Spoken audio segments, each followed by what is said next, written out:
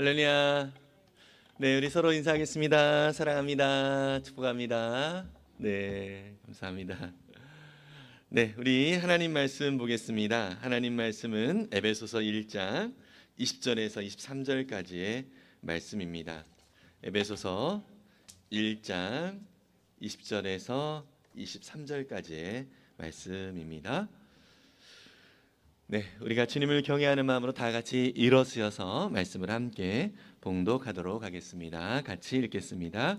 그의 능력이 그리스도 안에서 역사하사 죽은 자들 가운데서 다시 살리시고 하늘에서 자기의 오른편에 앉히사 모든 통치와 권세와 능력과 주권과 이 세상뿐 아니라 오는 세상에 일컫는 모든 이름 위에 뛰어나게 하시고 또 만물을 그의 발 아래에 복종하게 하시고 그를 만물 위에 교회의 머리로 삼으셨느니라.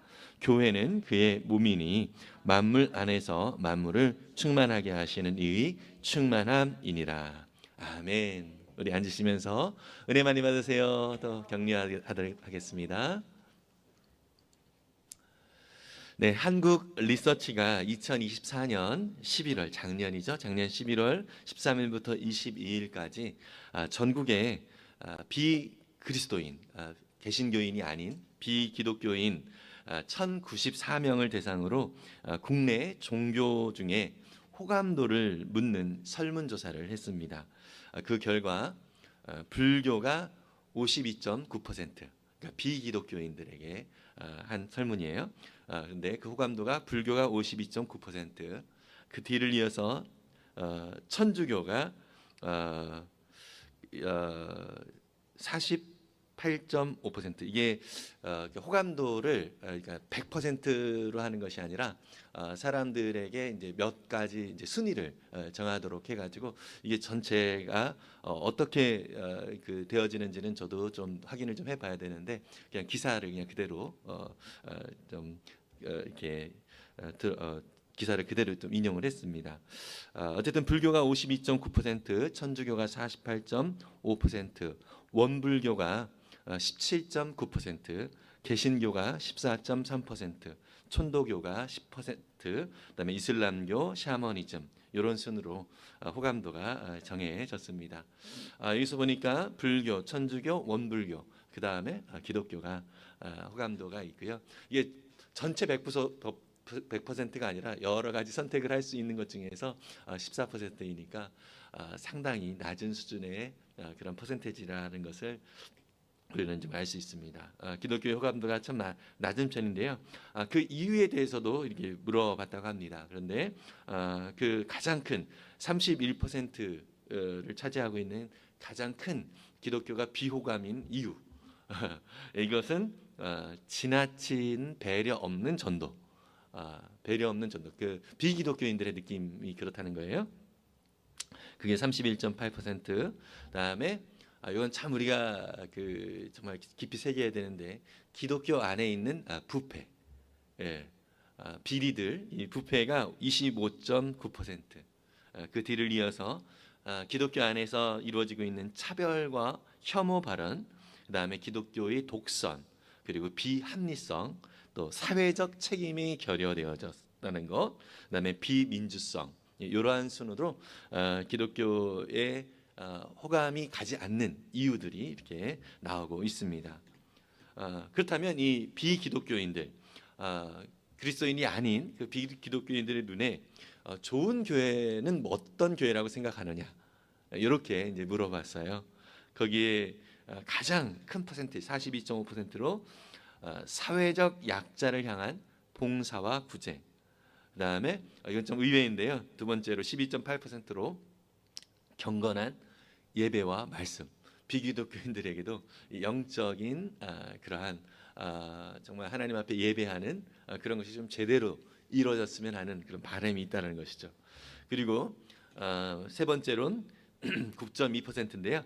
서로 돌보는 모습. 예. 기독교인들끼리 서로 돌보는 모습이 있었으면 좋겠다. 이게 좋은 교회인 것 같다라고 얘기를 합니다.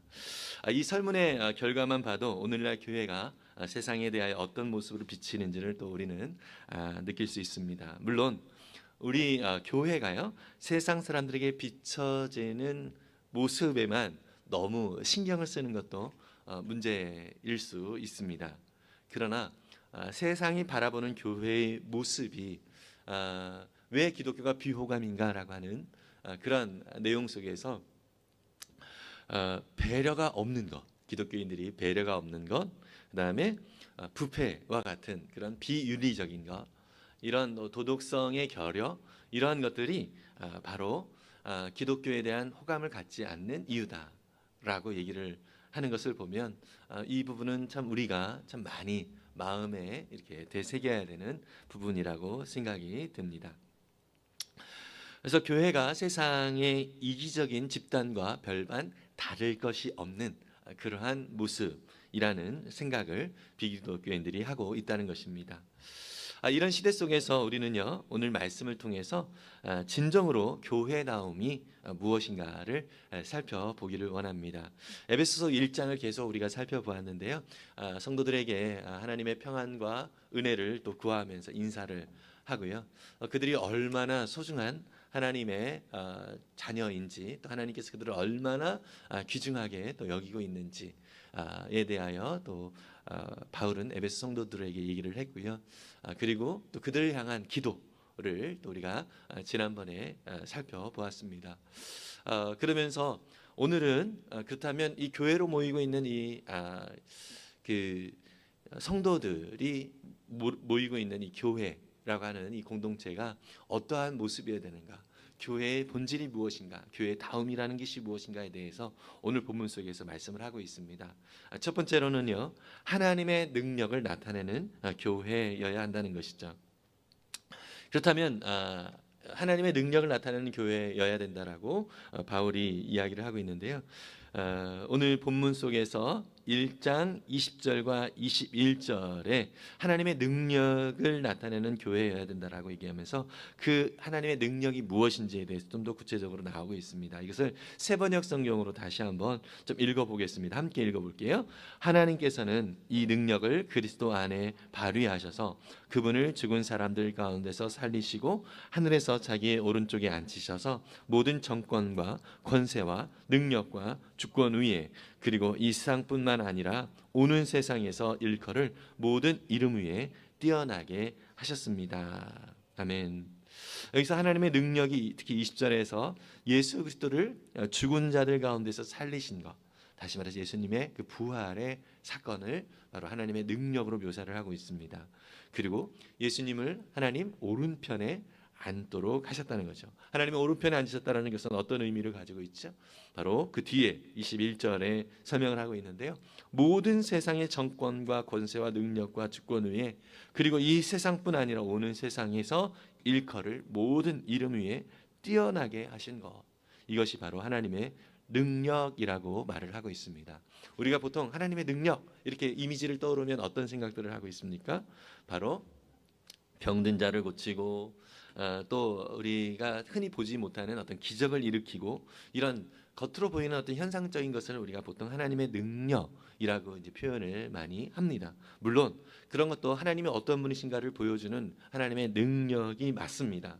그런데 바울은요, 오늘 본문을 통해서 하나님의 능력을 예수 그리스도의 부활과 또 이 세상에 오직 예수 그리스도의 이름이 뛰어난 이름이라는 것을 보여주는 것, 이것이 바로 하나님의 능력이라고 표현을 하고 있습니다. 바울은요, 하나님의 이 능력이라고 하는 이 표현을 다양하게 쓰고 있는데요, 고린도전서에서는 이렇게 설명을 합니다. 고린도서 1장 18절인데요, 한번 이것도 읽어보겠습니다. 시작. 십자가의 말씀이 멸망할 자들에게는 어리석은 것이지만 구원을 받는 사람인 우리에게는 하나님의 능력입니다. 아멘. 하나님의 능력이라고 얘기를 하면서 그 하나님의 능력이 바로 십자가의 말씀이라고, 십자가의 도라고 그렇게 선명하게 이야기를 하고 있습니다. 이 십자가의 도는 결국 이 십자가의 말씀은 바로 예수 그리스도가 우리 가운데 왜 오셨고, 결국 이분이 모든 십자가에서 우리의 모든 죄를 깨끗하게 씻어 주셨고, 부활하심으로 우리 가운데 소망이 되어 주셨다. 이것을 포함하고 있는 내용이 바로 십자가의 말씀인 것이죠. 예. 이것이 하나님의 능력이라고 표현을 하고 있는 것입니다. 그런데요, 이 하나님의 능력이 되어지는 이 십자가의 말씀이 이 세상의 사람들의, 다시 말해서 세상에 멸망할 자들에게는 뭐가 된다고요? 어리석은 것이 된다라고 말을 하고 있습니다. 세상 사람들은 이것은 참 어리석은 짓이야. 또 예수님의 말씀을 따라 살아가는 것, 십자가의 도, 이것을 십자가의 말씀, 이것을 따라 살아가는 것이 참 미련한 짓이야, 이렇게 세상 사람들은 얘기를 하지만, 바울은 이것이 오히려 우리 그리스도인들에게 하나님의 능력이 되어진다라고 이야기를 하고 있습니다. 바울은요, 더 나아가서 예수 그리스도 자신이 바로 우리의 능력이라고 그렇게 선언을 하고 있습니다. 고린도전서 1장 24절인데요. 함께 읽겠습니다. 그러나 부르심을 받은 사람에게는, 유대 사람에게나 그리스 사람에게나 이 그리스도는 하나님의 능력이요 하나님의 지혜입니다. 아멘. 십자가의 말씀이 하나님의 능력이라고 말씀을 하면서 또 그 뒤에 또 뭐라고 하죠? 예수 그리스도 자신이 우리 안에 계시는 예수 그리스도가 하나님의 능력이 된다라고 그렇게 표현하고 있고요. 여기서 더불어서 하나님의 능력뿐만 아니라 또 하나님의 지혜라라고까지 이야기를 하고 있습니다. 여러분, 예수님이 하나님의 능력입니다. 아멘. 우리가 하나님의 능력을 구한다고 할 때, 하나님의 능력을 우리가 구하고 하나님 앞에 바라면서 나아간다고 할 때의 의미는 바로 예수 그리스도를 구한다라고 하는 의미입니다. 예수 그리스도를 구한다는 것은 무엇이죠? 바로 예수님을 닮아 살아가기를 원한다라는 것이죠. 예수님을 닮는 것, 즉 예수님의 마음과 생각과 그 뜻과 그 계획과 그의 성품을 우리 안에 채우는 것, 이것이 바로 하나님의 능력이라고 말씀을 하고 있습니다. 여러분, 이러한 하나님의 능력을 늘 취하며 그 하나님의 능력 안에 살아가는 저와 여러분들이 될 수 있기를 바랍니다. 이런 능력을 가진 사람들은 하나님이 주시는 소망 가운데 살아간다라고 말씀하고 있습니다. 로마서 15장 13절인데요. 이건 제가 읽겠습니다. 소망을 주시는 하나님께서 믿음에서 오는 모든 기쁨과 평화를 여러분에게 충만하게 주셔서 성령의 능력으로 소망이 여러분에게 차고 넘치기를 바랍니다. 바울이 로마의 성도들에게 보내는 편지 속에 나오는 그러한 내용인데요. 하나님의 능력, 이 성령의 능력을 가진 자들은 모든 상황 속에서 믿음으로 기뻐하고 평화를 누리고 소망이 넘치는 자들이다라고 선언하고 있습니다. 여러분, 정말 믿으십니까? 예수 그리스도 안에 있는 이 하나님의 능력을 가진 자들, 이런 자들은 어떠한 상황에서도, 물론 우리가 순간 당황할 수도 있고 또 순간 낙심이 될 수도 있으나 그런 상황이 오래 지속되지 않습니다. 눈을 들어 우리 안에 역사하시는 하나님을 바라볼 때에, 우리 주님을 바라볼 때에 우리 가운데 역사하시는 그 하나님의 능력은 우리로 하여금 그 모든 상황 속에서 기쁨을 누리고, 모든 상황 속에서 평안을 누리고, 무엇보다도 이 모든 상황 속에서 하나님이 이루실 일에 대한 소망을 갖게 된다는 것입니다. 여러분, 저와 여러분들이 이러한 하나님의 능력을 소유한 자임을 믿고, 이 하나님의 능력이 저와 여러분들 가운데 온전히 더 나타날 수 있기를 간절히 소망합니다. 우리에게 주신 하나님의 능력은요, 또한 이 세상의 모든 세속적인 사상과 이 세속적인 가치관을 예수 그리스도 앞에 굴복을 시키는 그러한 능력이 됩니다. 고린도후서 10장 4절과 5절은 이렇게 말씀을 하고 있는데요. 요거는 한번 우리가 정말 말씀의 내용을 꾹꾹 눌러서 여러분들 정말 선언한다라는 생각을 가지고 함께 같이 읽어보았으면 좋겠습니다. 개역 개정으로 읽는데요. 함께 읽겠습니다. 우리의 싸우는 무기는 육신에 속한 것이 아니요 오직 어떠한 견고한 진도 무너뜨리는 하나님의 능력이라. 모든 이론을 무너뜨리며 하나님 아는 것을 대적하여 높아진 것을 다 무너뜨리고 모든 생각을 사로잡아 그리스도에게 복종하게 하니. 아멘. 여러분, 이 세상의 많은 생각들은 사람들의 마음을 사로잡고 그것을 쫓아가게 만들고 있습니다. 예.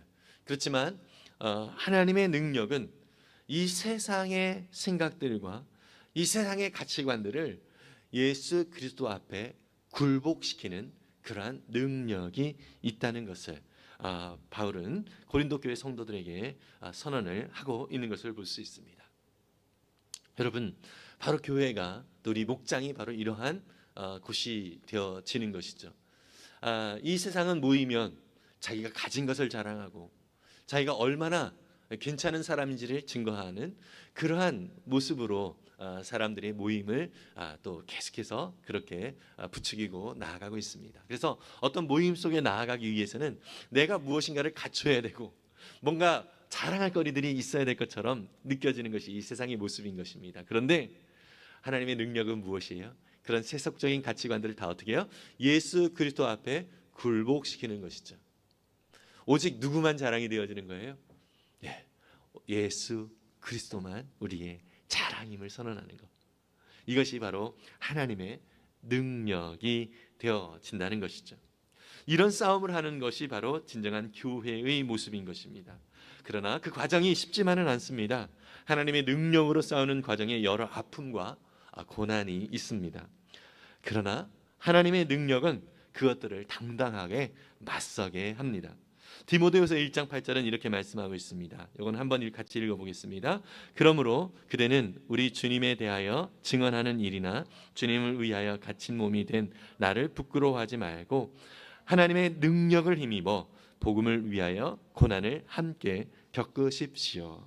바울이 디모데 아들처럼 여기는 제자인 이 디모데에게 전한 편지 속에 나오는 내용인 것입니다. 지금 바울은 감옥에 갇혀 있는 것입니다. 그런데 이 갇혀 있는 나에 대해서 부끄러워하지 말아라. 오히려 나는 당당하다. 나는 오히려 기쁘다. 예수 그리스도 안에서 이 고난을 받는 것이 기쁘다. 이렇게 얘기를 하면서 너가 하나님의 능력을 힘입어서 복음을 위하여 어떻게 해요? 고난을 함께 겪어라. 이렇게 권면을 하고 있습니다. 여러분, 하나님의 능력이라고 할 때 우리는 보통 복음을 증거하면서 나아가는 과정 속에서도 하나님이 모든 장애물들을 다 제거해 주시고 정말 말 그대로 형통하게 나아가는 어떤 그런 방향이라고 생각이 되어지는 경우들이 좀 있습니다. 그러나 여러분, 복음을 위하여 나아가는 그 길 속에는 여러분, 오늘 바울이 디모데에게 말씀을 증거한 것처럼 복음을 위하여 고난이 마땅히 있게 될 것이다 라고 이야기를 하고 있습니다. 복음 때문에 고난을 받는 것이 비참하게 보이고요, 약한 것처럼 보일지라도 그것은 우리가 복음을 따라 살아갈 때, 하나님의 능력을 의지하며 살아 나아갈 때 당연히 겪어야 되는 문제라는 것을 말씀을 해주고 있어요. 왜냐하면 그 자리가 결국 하나님이 어떠한 분이신지를 나타나는 능력의 자리이기 때문인 것입니다. 무슨 얘기죠? 여러분, 바울은요 감옥 속에서 하나님을 찬양했습니다. 바울과 함께 하시는 하나님이 어떠한 분이신지, 바울이 모든 상황 속에서도 하나님은 찬양받으시기 합당하신 분이다라는 것을 증거하는 모습을 통하여서 이 세대 속에 정말 하나님은 이러한 상황에서도 우리의 하나님이시다라는 것을 증거하는 하나님의 능력을 그 자리에서 보여주었습니다. 예수님이 먼저 그런 능력의 삶을 보여주셨죠. 우리는 그저 예수님을 따라 나아가면 되는 것입니다. 바울은 이 진리를 고린도 교회 성도들에게 이렇게 나누고 있습니다. 고린도후서 13장 4절인데 제가 읽도록 하겠습니다. 그분은 약하셔서 십자가에 못 박혀 죽으셨지만 하나님의 능력으로 살아계십니다. 세상에서 볼 때는 약한 모습이에요. 약한 모습으로 십자가에서 죽으셨어요. 네. 너무나도 약하고 비참한 모습입니다. 그런데 바울이 뭐라고 얘기합니까? 그는 여전히 하나님의 능력으로 살아 계십니다. 이렇게 선언하고 있습니다. 우리도 그분 안에서 약합니다마는 하나님의 능력으로 그분과 함께 살아나서 여러분을 대할 것입니다. 바울은 그의 복음 전도를 통하여서 많은 일행들과 함께 복음을 전했죠. 특히 2차 선도 여행 이후에는 바울과 더불어서 실라 그리고 디모데 이러한 바울을 따르는 그런 사람들과 함께 복음을 또 증거하면서 나아갔습니다. 그때 바울이 그런 거예요. 우리가 함께 이 복음을 증거하며 나아가는 이 사람들은 가진 것도 없고 건강도 약하고 참 약하디 약한 그런 사람입니다만 하면서 하나님의 능력으로 그분과 함께 살아나서 여러분을 대할 것입니다 라고 담대히 선언하고 있습니다. 여러분, 정말로 우리는 일상적으로 볼 때 참 자랑할 것이 없는 것처럼 또 약한 모습들이 있습니다. 그러나 여러분, 그 자리가 하나님의 살아계심을 나타내는 자리임을 믿으시기를 바랍니다. 십자가의 자리는 세상에서 너무나도 비참하고 또 약하디 약한 자리였습니다. 그러나 분명하게 예수님은 그 자리에서 살아계셔서 오늘 저와 여러분들을 구원하셨고 부활의 소망을 가지고 살아갈 수 있는 존재로 우리를 세워주셨습니다. 여러분, 우리 안에 계신 예수님께서는 우리 역시도 약하디 약한 모습으로 세상에서 비춰질지언정 우리의 삶 속에서 하나님이 어떠한 능력을 발휘하시는 분이신지 나타내는 존재, 하나님의 살아계심을 증거하는 존재로 우리를 사용해 주실 것입니다. 이런 하나님의 능력을 아름답게 나타내는 저와 여러분들의 삶이 될 수 있기를 간절히 소망합니다. 우리 교회가 바로 이런 하나님의 능력을 나타내어서 진정한 교회다운 교회의 모습이 될 수 있기를 간절히 소망합니다. 여러분, 이 세상에서 참 많은 일상에서 자랑할 것이 많은 교회들이 많이 있습니다. 재정적으로 충족하고요. 그리고 사람들도 많고요. 이러면서 세상적으로 자랑할 것들이 많은 교회들이 있습니다. 그러나 우리 열린우리교회는 사실 자랑할 것이 많이 없는 듯 합니다. 그러나 여러분, 분명한 건 우리 안에 예수 그리스도께서 살아계심을 믿습니다. 하나님의 능력이 우리 안에 있음을 믿습니다. 이런 하나님의 능력이 약하디 약한 우리의 겉모습이지만 이 세상 속에서 하나님의 살아계심을 증거할 뿐만 아니라 예수 안에 참 소망이 있음을 증거하는 그러한 거룩한 주님의 백성으로 우리 교회를 우리를 아름답게 사용하여 주실 줄 믿습니다. 이러한 하나님의 능력을 더욱더 아름답게 진정으로 나타내는 우리 교회가 우리의 모습이 될 수 있기를 간절히 소망합니다. 두 번째로요, 진정한 교회다운 교회는 예수님이 머리이심을 보여주는 교회인 것입니다. 에베소서 1장 22절의 말씀인데요. 이거 세번역 성경으로 한 번 더 읽어보겠습니다. 하나님께서는 만물을 그리스도의 발 아래 굴복시키시고 그분을 만물 위에 교회의 머리로 삼으셨습니다. 아멘. 하나님의 능력은 만물을 그리스도 예수의 발 아래 굴복시키고 예수 그리스도를 만물 위에 교회로 머리로 삼으셨다라고 말씀을 하고 있습니다. 예수님만이 교회의 머리입니다. 교회로 모인 우리 성도들은요, 이 사실을 반드시 기억해야 합니다. 무슨 얘기죠? 교회에서요, 목사를 비롯하여서 어떠한 사람도 머리가 되어서는 안 된다는 것입니다. 오직 예수 그리스도만 교회의 머리가 되어야 하는 것입니다. 오직 예수 그리스도만 교회의 머리여야 한다는 것입니다. 이는 교회는요, 오직 예수님의 뜻에 따라서만 움직여야 한다는 의미라는 거죠. 머리는 우리 모든 몸을 주관하는 기관이잖아요. 그래서 예수님이 교회의 머리입니다라고 얘기하는 것은 뭐냐면 우리 교회는 예수님의 뜻대로 움직이는 그러한 몸입니다. 이렇게 표현하는 것입니다.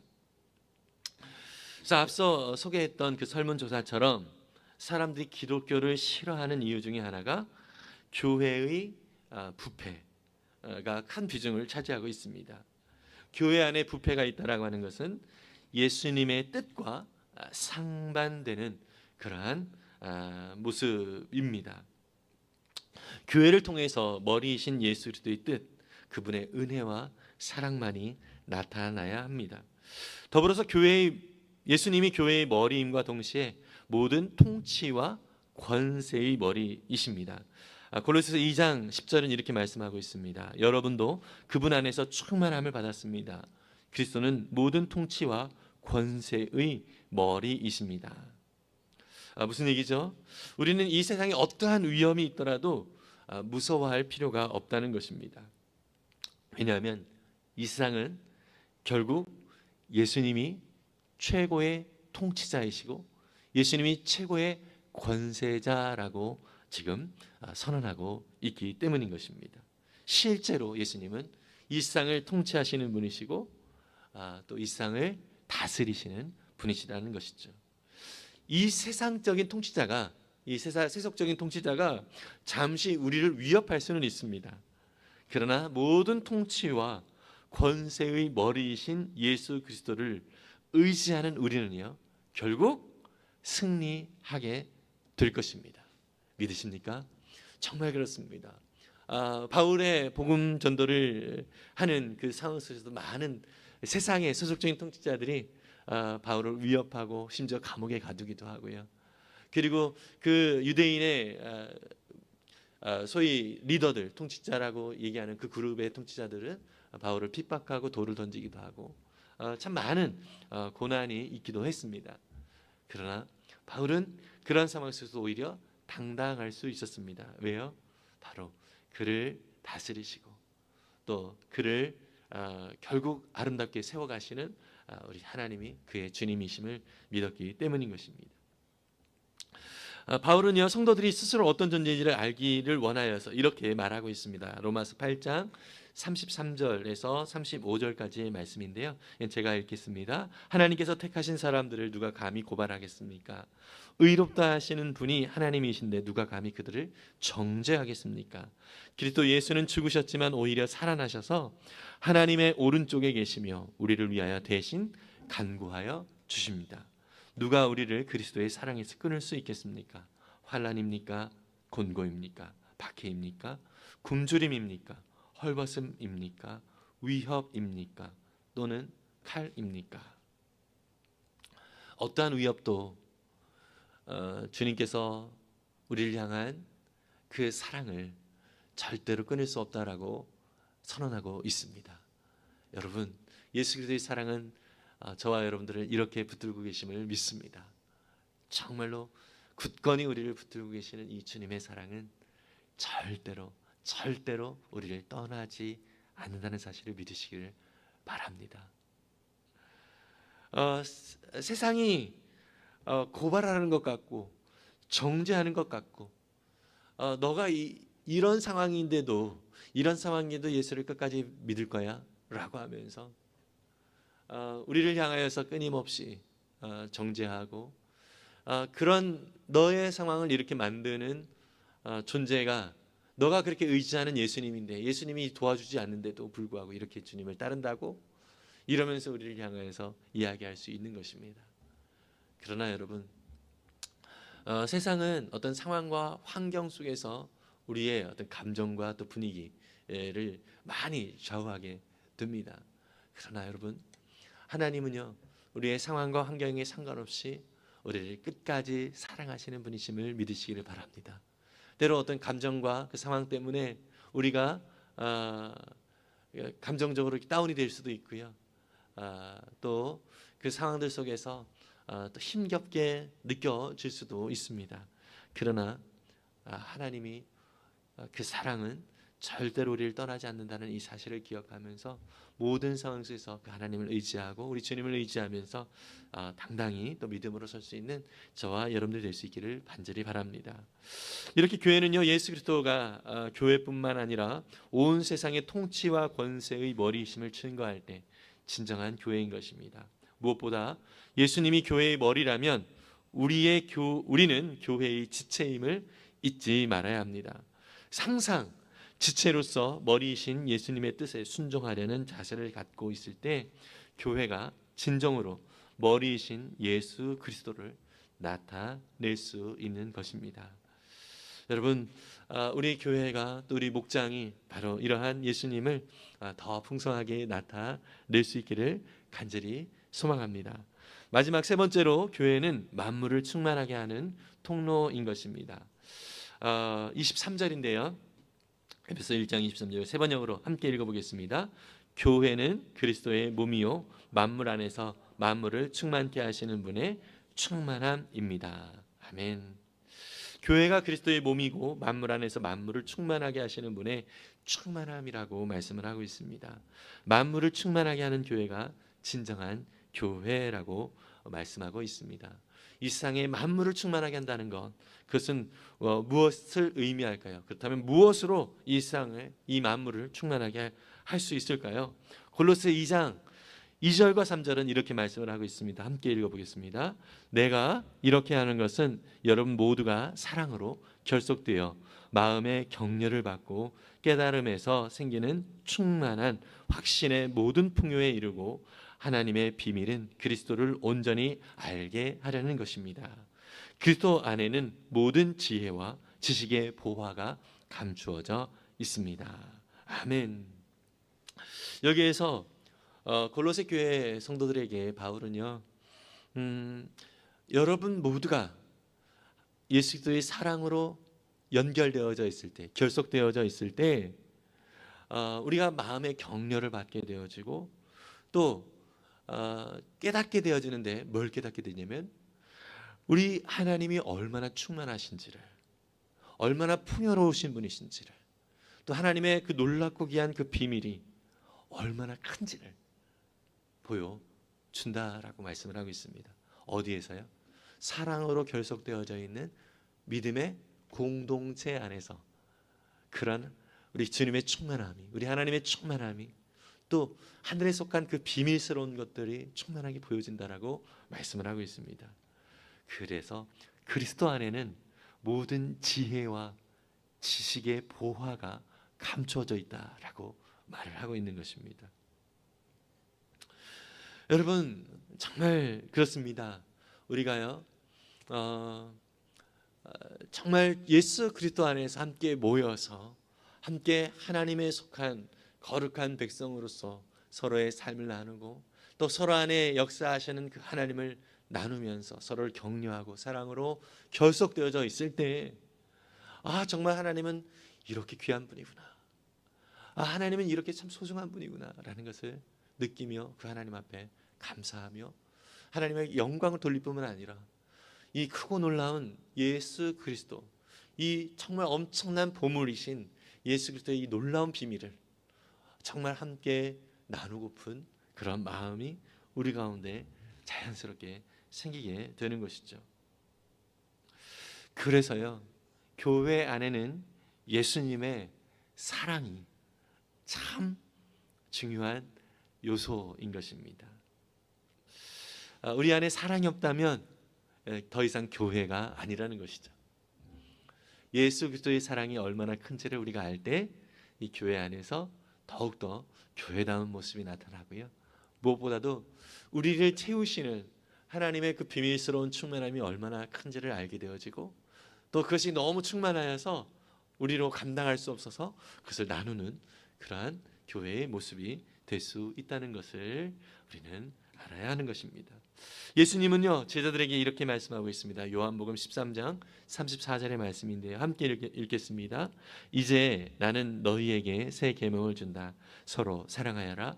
내가 너희를 사랑한 것 같이 너희도 서로 사랑하여라. 서로 사랑하여라 하면서 예수님께서 하시는 말씀이 무엇이죠? 내가 너희를 사랑한 것 같이.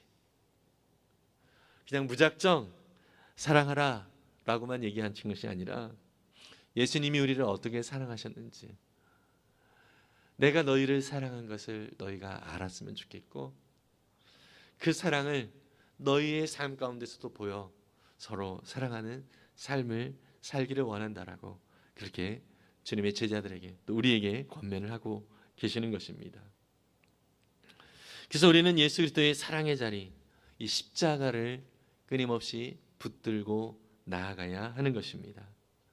내가 주님께 얼마나 큰 사랑을 받은 자인지를 알고 그 사랑으로 형제 자매를 우리가 사랑할 때 하나님의 위로와 예수 그리스도의 안에 충만한 그 비밀을 더욱더 우리가 알 수 있게 되는 것입니다. 여러분, 우리가 이렇게 교회다운 교회로서 또 목장다운 목장으로서 온전히 세움을 입을 수 있기를 간절히 소망합니다. 그래서 하나님의 능력을 나타내는 교회, 예수 그리스도가 우리의 머리임을 보여주는 교회, 그리고 사랑으로 만물을 충만하게 하는 그러한 교회가 될 수 있기를 간절히 소망합니다.